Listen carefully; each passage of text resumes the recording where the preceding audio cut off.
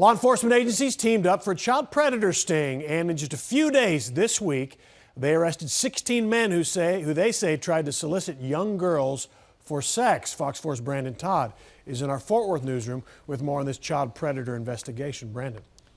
Right, Steve, 16 men, one of them an attorney, one of them a registered sex offender, and detectives say this is one of those cases that should be a wake-up call to parents.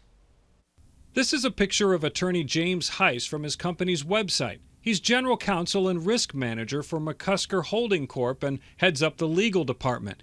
This is James Heiss after he was arrested by detectives from the Cleburne Police Department after they say he tried to solicit sex from a 14-year-old girl. It is a lot. It's scary. Heiss is one of 16 men arrested in just a 4-day span by a Johnson County Special Crimes Unit.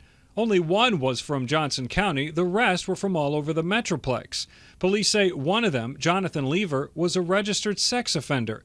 Investigators say all of them thought they were talking to a 14-year-old girl when it was actually a detective. Cleburne police say Heiss emailed who he thought was a 14-year-old girl statements like, "As long as you're not a cop or affiliated with them and want to give me some, that's fine with me. And I like young girls. And I'm wondering if you would like to, expletive, tomorrow. And will you be nearly naked at 11? Then detectives say Heiss messaged the investigator, "You can't get pregnant by me anyway. I fire blanks." Police say he arranged a meeting time and location for sex and was immediately arrested when he showed up. And within a few minutes of going online and setting up an identity as a child, we were talking to offenders that wanted to come meet us and have sex with us. It was the first time Cleburne police had done an online solicitation sting. The state attorney general's office led the effort. For most of the people that we arrested, the time from contact to sexually explicit talk to arranging a meeting was frighteningly short. To have that many men arrested in such a short period of time should have parents worried. Tammy King is with the Children's Advocacy Center. These people have access to our children 24/7. Parents need to understand about Instagram, Kik, Facebook, and Snapchat, and MeetMe.com, all those things that we see out there. And while the arrest of an attorney means the face of this crime isn't what people think, that wasn't what shocked this veteran investigator. Well, we had one show up with a gun.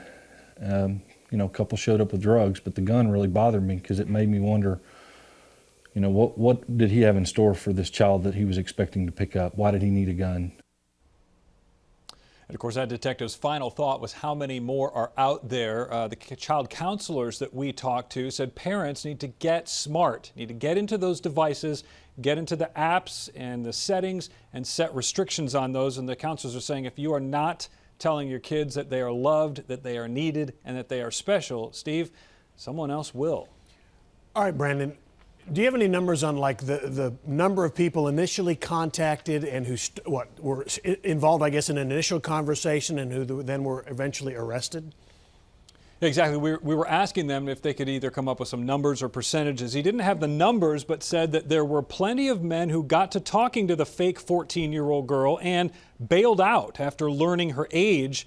Then there were some who continued a little bit further using sexually explicit language and then bailed out at a later time. But the ones who were arrested were the ones who were accused of trying to set up a meeting to have sex. Steve? All right, Brandon Todd in our Fort Worth newsroom. Thanks.